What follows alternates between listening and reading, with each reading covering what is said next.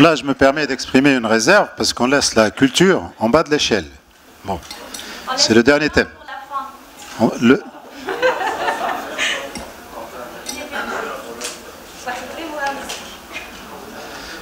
جالية تونسنا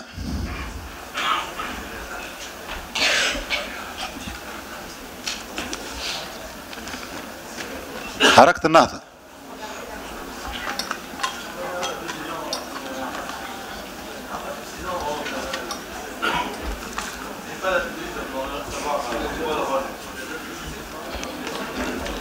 Je l'ai précisé, je suis numéro 2 de la liste. C'est Habib Dababi. Merci à vous. Pour la culture, la question est longue. Ouf. La nouvelle génération des artistes tunisiens a beaucoup de difficultés à monétiser les créations en ligne. Toujours en ligne, à chaque fois que tu es là, et en ligne. Monétisation sur YouTube, par exemple, ce qui bride leur rayonnement par rapport à leurs pairs. Comment vous envisagez de les soutenir? C'est à moi.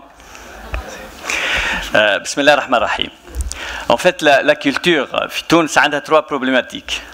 Elle a un problème de créativité et donc de financement. Elle a un problème de cadre juridique. Ou elle a un problème de marché. Donc, pour résoudre le problème culturel et pour aider la créativité culturelle, il faut changer le cadre juridique. C'est pour ça qu'on a créé les Startup Act. Et les Startup Act n'est pas fait que pour les entreprises du numérique. C'est fait aussi pour les entreprises culturelles. C'est fait aussi pour les entreprises dans le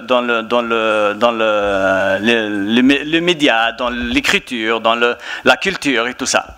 Donc, ça, c'est le premier problème. Donc, le cadre juridique doit changer. Et donc, ça, on a fait un pas. Il faut en faire plus. Le deuxième problématique, c'est un problème de financement. C'est pour ça, dans notre programme, on propose de la loi sur les fondations. Les lois sur les fondations, ça fait 30 ans que les gens se battent en Tunisie pour les mettre en place. Nous, aujourd'hui, on le propose pour financer non seulement la culture, pour financer aussi l'éducation et pour financer aussi la santé. Et donc, aujourd'hui, on propose d'avoir la loi sur les fondations pour financer la culture. Le troisième axe, c'est le marché. Je pense qu'on a un marché énorme, qui est le marché de l'Afrique, et l'Afrique aura 2,5 milliards d'habitants en 2050, et nous ne serons que 15 millions d'habitants. Donc, ce qu'on propose, même en dehors de la culture, on veut que la Tunisie soit le manufacture de l'Afrique, on veut que la Tunisie soit l'école de l'Afrique et on veut que la Tunisie soit l'hôpital de l'Afrique. Tout ça nécessite donc des outils pour aller vers l'Afrique, nécessite des transports pour avoir des lignes, nécessite des transports maritimes pour avoir des bateaux et nécessite surtout une stratégie de diplomatie économique. La culture هي يعني تستحق يعني إعادة المشاكل التوانسة اللي موقعين بين تونس ولا بالخارج يعني لازم نلقاو لهم حلول استراتيجية وفعالة يعني باش احنا نلقحوا هذه القوانين نتاع تونس اللي ناقصة التعليم وناقصة يعني لازمنا نشوفوا التعليم والطب وكذا باش نلقحوه باش ندخلوه في الحاجات الأساسية هذه نتاع الكولتور نتاع وخاصة ولادنا اللي يعيشوا هنا في فرنسا ناقصين عديد الأشياء يعني في المناسبة هذه لذا احنا الواجب نتاعنا يلزمنا نهتموا بالوضع نتاع ولادنا في حكاية الكولتور سواء في الدراسة التعليم العربي هنا أو المجال ما بين تونس وفرنسا باش الجالية التونسية هذه ما تكونش ضايعة ونحققوا لها كل أهدافها وكل مطالبها يعني في الإشكالية هذه فهمني إذا ما نلقحوش هذه شبابنا وما نوعيوش شبابنا في الكولتور نتاعنا بحيث يعني ضيعنا كل شيء لذا وقت اللي نشوفوا عديد الأجيال اللي جات في قبل كانت تعيش بشكلية لكن الجالية متاع الثالثة والرابعة اليوم نقصتهم التوعية هذا لذا احنا دورنا باش نكونوا فعالين باش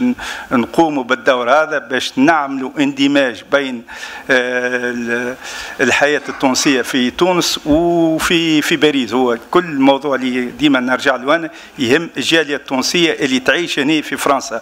في تونس عندهم ناس مهتمة بالأشياء هذه، أما احنا دورنا لازم يكون دور فعال باش نهتموا بأبناء اللي يعيشوا هنا وباش نعطيهم الكفاءة باش يكونوا قادرين على الشيء هذا. هو هذا المهم. ما قدمتش روحي انا عبد القادر السداد يعني عن قائمه مستقله رقم 16. والسلام. خلاص ميرسي.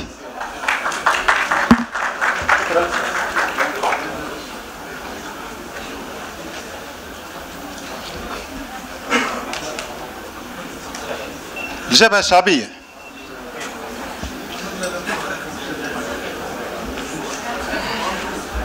أفاق تونس. أفاق تونس.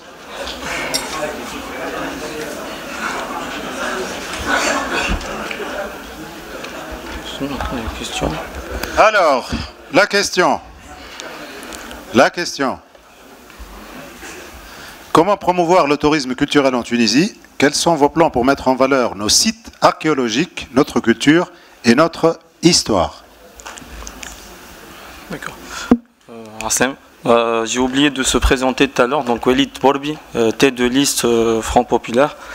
Alors, juste la question. La question, d'accord, ok. Comment promouvoir le tourisme culturel en Tunisie? Quels sont vos plans pour mettre en valeur nos sites archéologiques, notre culture et notre histoire? Alors, tourisme culturel. Pour promouvoir le tourisme culturel, déjà, il faut parler de la décentralisation, parce que les zones archéologiques sont situées souvent dans des régions marginalisées. Il faut faire participer les habitants dans ces zones où se trouvent les sites archéologiques, pour qu'ils puissent en fait décider des activités qu'il faut les mettre en place, déjà pour mettre une stratégie locale et non pas se contenter que du tourisme de plage qui est à bout de souffle. C'est pas mal le tourisme de plage. Oui, c'est pas mal, mais c'est pas riche comme la culture. Donc, ensuite, en fait, au niveau du financement, parce que pour promouvoir le tourisme culturel, il faut le financer. Donc il faut que l'État aussi mette des moyens financiers. Comment on va avoir l'argent, ça c'est une autre question, mais on peut avoir l'argent. Si l'État investit dans la culture, croyez-moi que les investisseurs privés vont suivre. L'État sera la locomotive, al-qatir. Donc il faut une stratégie culturelle, on n'a pas en Tunisie, parce que la culture classiquement, les maisons de culture, elles jouent plus leur rôle initial. Tout ça aussi, c'est dû à la révolution numérique qui a permis aux gens d'être loin de ces institutions. Donc il faut passer aussi par le numérique pour promouvoir la culture et les sites archéologiques et le tourisme. Merci. Khalikouni. Rebonjour, Ouided Ben Ali Carpentier, FR Tunis, liste numéro 7. Et il est temps maintenant de parler de tourisme culturel par rapport là où avant on était. C'est le moment de diversifier notre tourisme et s'occuper surtout de nos sites archéologiques délaissés. Mais la question qui se pose, comment le faire avec une infrastructure pareille, avec des sites archéologiques délaissés, avec un patrimoine culturel qu'on ne s'occupe même pas, et surtout on a des agences de patrimoine qui sont là juste pour faire quelque part un peu de figurant ou bien un état des lieux de ce qui existe. Déjà on commence par restaurer notre patrimoine. C'est la première des choses. Et après, faire une infrastructure adéquate pour pouvoir accéder à ces sites archéologiques. Là, si j'ai mémoire, si on parle de sites de Doga, par exemple, comment y aller à Doga? Je vous pose la question, là, on arrive à Tborsak et après de Tborsak à Doga, c'est 6 km, il faut prendre les transports en commun. Donc on ne peut pas y aller. Là, ou à pied. Il y a pire. Je suis d'accord. Il y a encore pire, surtout quand on va dans le sud. Mais là, il est temps vraiment de revoir notre infrastructure et de allier les agences de patrimoine avec le ministère de l'équipement, avec le ministère de l'équipement qui se mettent tous ensemble et qu'ils regardent un plan pour revoir tout ça et permettre qu'on pourrait recevoir du tourisme culturel en Tunisie. Parce qu'actuellement, quand on y va, il n'y a même pas des toilettes. Hein. Donc on ne peut pas y aller à ces sites archéologiques. Même si on y va, c'est que les Tunisiens qui vont, c'est pas vraiment les touristes. Là où on veut mettre en valeur nos sites et on veut mettre en valeur notre culture et surtout nos 3000 ans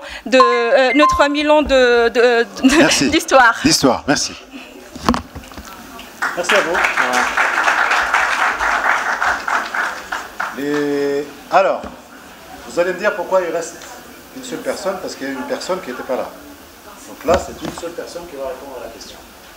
Et la seule personne, c'est l'Ittihad démocratique. Mais tu as que 2 minutes. Hein. Tu ne veux pas prendre les 2 minutes de l'autre. J'aurais pu récupérer le temps perdu des absents. Alors, quelle sera votre approche vis-à-vis des médias tunisiens? Liberté totale et risque de manipulation ou contrôle par l'État et menaces de censure? Et ne me regarde pas en parlant. نادية شعبان عن الاتحاد الديمقراطي الاجتماعي القائمة 22 donc la liste 22 sur la question des médias. Moi je me suis battue dans la constitution tunisienne pour la liberté d'expression et pour l'autonomie. Donc je ne vais pas aujourd'hui m'autoproclamer censeur et dire qu'il faut réduire la liberté d'expression. D'ailleurs, ce qu'on a observé sur les dernières années, c'est des atteintes. Hein. Il y a eu beaucoup d'arrestations de blogueurs, de journalistes et autres, et c'est un vrai scandale parce que il y a un vrai souci. Par contre,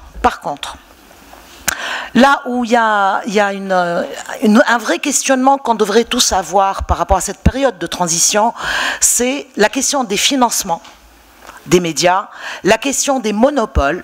Parce que là, on ne peut pas autoriser que les mêmes détiennent et mettent fin au pluralisme. Donc là où l'État intervient et régule, c'est pour permettre ce pluralisme et pour que tous les médias puissent coexister, mais qu'il n'y ait pas de grosse structure qui ait un monopole sur l'ensemble des médias. Et ce qu'on observe aujourd'hui, c'est qu'il y a malheureusement un déséquilibre au niveau de l'offre. Donc, mais certainement pas de la censure. Et de la liberté à ce niveau-là, on ne peut que répondre à cette question. Par contre, il y a une responsabilité du journaliste aujourd'hui par rapport à l'accompagnement de cette période.